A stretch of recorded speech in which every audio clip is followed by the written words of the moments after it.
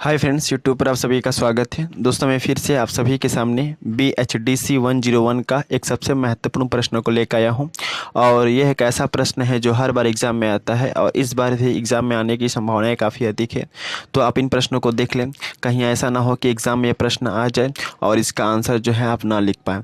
तो यह प्रश्न काफ़ी सिलेक्टिव प्रश्न है, आप प्रीवियस ईयर की परीक्षाओं में पूछे गए हैं। ओके, और एक चीज़ बता दूँ, इसका अगर आपको PDF चाहिए तो आप मेरे टेलीग्राम चैनल से जुड़ सकते हैं। मैं अपने टेलीग्राम चैनल का लिंक इस वीडियो के डिस्क्रिप्शन में दे दूंगा, जहां से आप डायरेक्टली उस लिंक पर क्लिक करके मेरे टेलीग्राम चैनल के मेंबर्स बन सकते हैं। ओके, तो एग्ज़ाम में प्रश्न आता है कि भक्तिकालीन काव्य की प्रमुख विशेषताओं का वर्णन करो। तो सबसे पहले आपको लिखना है उत्तर, और लिखना है कि भक्तिकालीन काव्य की प्रमुख विशेषताओं को हम निम्नलिखित संदर्भों में व्याख्या कर सकते हैं। सबसे पहला 1 नंबर पॉइंट देना है, लिखना है अहंकार का त्याग। इसके अंतर्गत आपको लिखना है कि भक्तिकालीन काव्य की सबसे प्रमुख विशेषता यह रहा है कि इस काल में जितने भी कवि हुए थे, उन कवियों ने अपनी रचनाओं के माध्यम से लोगों के मन की अहंकार को पूर्ण रूप से खत्म करने का प्रयास किया। क्या लिखना है? भक्तिकालीन काव्य की सबसे प्रमुख विशेषता यह रहा है कि इस काल में जितने भी कवि हुए थे, उन कवियों ने अपनी रचनाओं के माध्यम से लोगों के मन की अहंकार को पूर्ण रूप से खत्म करने का प्रयास किया। दूसरा पॉइंट आपको लिखना है गुरु की महिमा का गुणगान।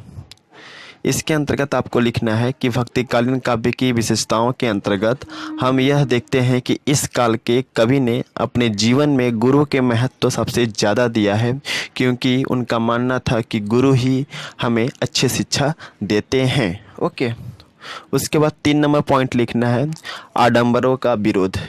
इसके अंतर्गत लिखना है कि भक्तिकालीन कवियों ने समाज में व्याप्त आडंबर जैसे माला जपना, माथे पर तिलक लगाना आदि का बहुत ही जोरदार विरोध किया है।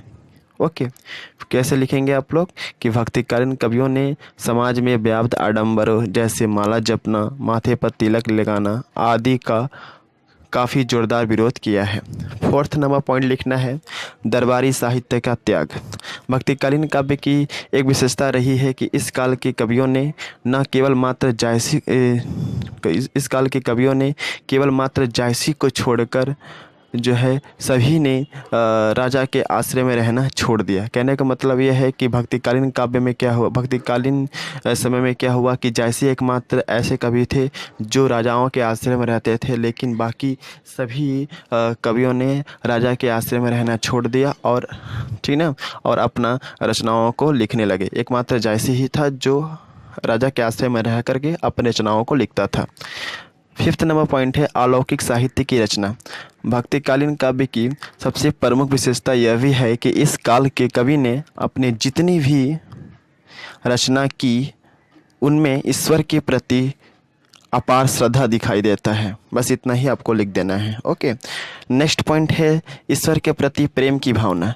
इसके अंतर्गत आपको लिखना है कि भक्तिकालीन काव्य की सबसे प्रमुख मैंने गलती लिख दिया वहाँ पर। भक्तिकालीन काव्य की सबसे प्रमुख विशेषता यह है कि इस काल के कवियों ने ईश्वर के प्रति प्रेम की भावना ज़्यादा था। और इसमें कहा गया है कि सच्चा व्यक्ति वही है जो ईश्वर के प्रति आराधना करे, ईश्वर की अर्चना करे।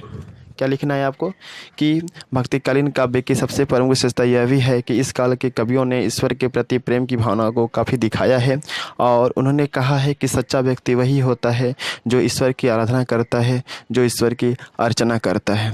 7th नंबर पॉइंट है समानता का भाव। इसके अंतर्गत आपको लिखना है कि इस काल की सबसे प्रमुख विशेषता यह भी है कि भक्तिकालीन कवियों ने भक्ति के मार्ग में सांसारिक भेदभाव का कोई स्थान नहीं दिया है। भक्ति के मार्ग में किसी भी जाति पाति का कोई भेदभाव नहीं है। कोई भी व्यक्ति भक्ति के मार्ग पर अग्रसर हो सकता है। कहने का मतलब यह है कि भक्तिकालीन कवियों ने अपनी रचनाओं के माध्यम से यह बताया कि संसार में जो है भक्ति के मार्ग में जाति पाति का कोई भेदभाव नहीं होता है। कोई भी व्यक्ति जो है भक्ति के मार्ग पर चलकर अपनी सच्चा भक्त जो है बन सकता है। आई थिंक आप लोगों को समझ में आ गया होगा।